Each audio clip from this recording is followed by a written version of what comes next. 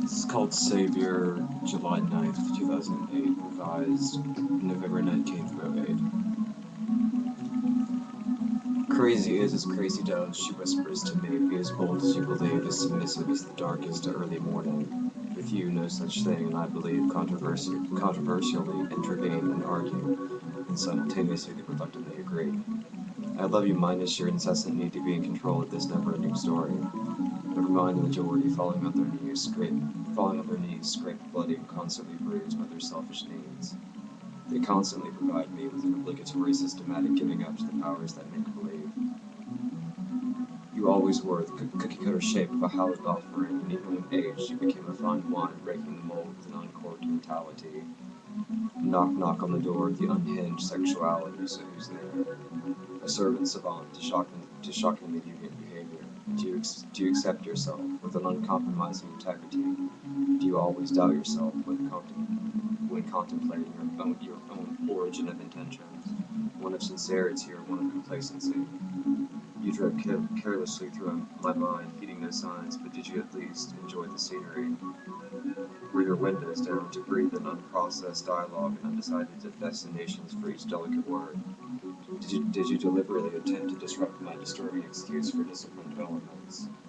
Or rather, did you depend on your undoubted do not disturb policies that, in comparison, does minimal damage, disrupting very little? Decisive action is a choice made by you, strategy, or perhaps just absorb the scenery. I'll leave the potential guilt to provoke or persuade. Less victims of mood and more matters of conscience. Choose. Absence of clarification and wasteful suggestions avoids pressuring a decision made in haste and prevents you from falling victim to what's right. For regardless of your reasonings, the route you've rested a right-way conviction in the shape of a road sign, pointing arrows straight ahead, obnoxious yellows, erected just to promote a momentary reassurance of righteous guidance. I remain silently amused at your selfish needs to return to the recesses of my reluctant mind, realizing that when explored in the dark, nothing is ever defined in an appropriate light. Mindless guesswork, dominated solely by opinions, conclusions that resolve nothing but exercise some atrophied imaginations. You sacrifice the simple to an unconscious severing.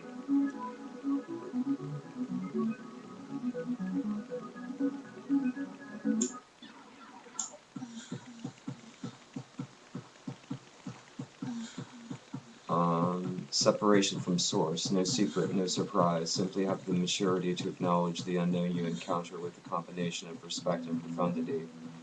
Your greatest fear might make an appearance, my mind might be as vacant as your virtues and as absent as your morality, as misplaced as your maturity, something you have yet to fully wrap your adolescent acquiescence around, and ask age to oblige, and inspire the acquiring of an adult attitude.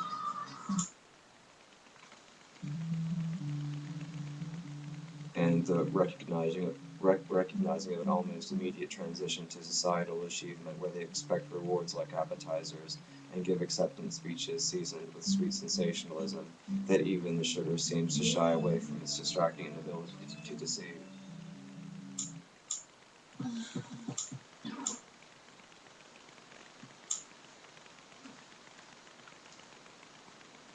But not devoid of the expression of guilt, attempting to avoid the misconception that I oppose exploration of any territory sparking interest, but I have to vocalize this honest observation. Your love is now smeared against weary glass due to the direct, disorienting gusts of windy words and dusty dialogues. Dictation declaring rebellion by becoming decibels that do more damage than declare certainties. Your love's expression mirrors that of a child driving by a favorite fascination with little concern with another's schedule, respect of time, or the oily vestige left behind, an imprinted reminder of all the acceptance that is bestowed upon insolence renamed excitement. The mother in me tells me every day to brush my teeth, make my bed, and remain unaffected by the juvenile minds that surround feigning unawareness and innocence benign. Smothered, smeared, would-be smiles shut its eyes, and perceptions presented with cognition become askewed. Your so sure certainty has once again crucified you. In consolation, my love continues to be renewed, forever attempting effort over lonesome submissions. Even now, my explorer, feeling spent and sex-used, due to your thorough search without rescue, I am still alert enough to bluntly proclaim that I'm absolved, now having always believed you.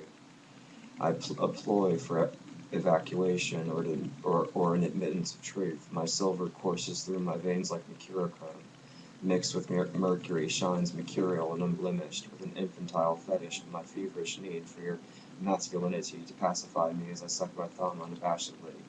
With you I savor no excuse. With you I'm in love with the mystery of jumping without parachutes. With you, with your infinite question mark riddles, is a ridiculous submission to never second guess your wisdom. To be a part of unity, never separate from an elongated sense of unified suggestions, now becoming mandatory. That was called Savour.